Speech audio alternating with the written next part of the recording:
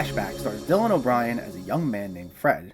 After a chance encounter with a man forgotten from his youth, Fred literally and metaphorically journeys into his past, where he slowly begins to unravel a long-hidden mystery about a missing girl and a drug called Mercury. Having first premiered at Sitges Film Festival in October 2020, this just hit VOD this weekend and is written and directed by Christopher McBride in his second feature film. Though had I not known any better, I would have thought this is directed by David Lynch, because this is a bizarre mind-bender of a film that I somehow understood and didn't understand at the same time. This hits you with a lot, as it takes on something of an avant-garde approach. The film repeatedly cuts back and forth between two different time periods, Fred as a high school senior and Fred as an adult with a full-time job. The main crux of the film is that an adult Fred, now in a relationship with a woman named Karen, played by Hannah Gross, and whose mother is sick, suddenly thinks of a girl from high school named Cindy, played by Maika Monroe. He remembers a night he, Cindy, and a few classmates were on drugs and were out through town, but ever since then, Cindy disappeared and was never heard from again. Fred and Cindy never really had many interactions prior to this night, and she never really came to mind until this one particular moment. But this drives Fred to obsession as he tries to figure out what happened to her. Now, I'm not entirely sure why Fred cares so much about this one person who only held any major significance to him for just this one night, and from what I gathered, it doesn't seem the film was that interested in really divulging that information,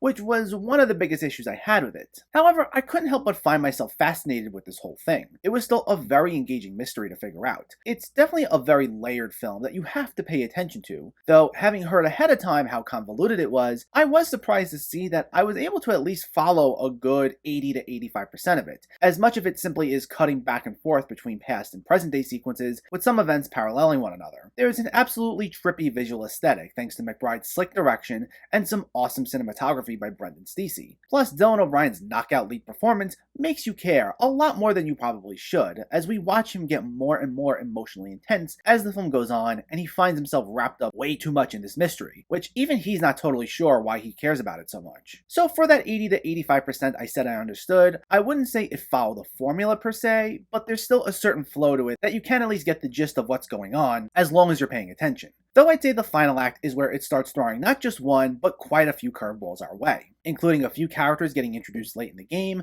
some implied time jumping, and a number of abstract sequences that will be real head scratchers. I go back to the David Lynch comparison because it reminded me structurally of Mulholland Drive specifically in a way, where I felt I was able to follow the majority of that film, only to get a nasty curveball in the final act that made me rethink the whole thing. As for this, I still haven't fully made sense of it, but I feel like I got it enough to have some sort of weird sense of satisfaction, though not completely, mainly because it ventures into the abstract, especially in that final act. Which in many other cases would normally be cause for me to hate a movie, and maybe there's a chance you won't like this one at all. It's not an easily accessible film, but because the mystery was engaging enough, Dylan O'Brien's performance was great, and most of it somehow kinda sorta made sense, if not as much as I would have liked, I was actually kinda okay with it overall.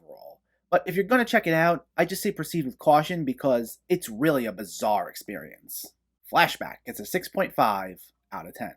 So let me know, did you see Flashback or are you planning to see it, and what were your thoughts? Were you able to make sense of it? Do you have a favorite time-hopping related movie? Let me know in the comments below so we can discuss. Also, if you enjoyed this video, please like it and share it, and for more movie reviews and film discussion, please make sure to hit that subscribe button to stay updated. Thanks for watching everyone, and keep having fun with film.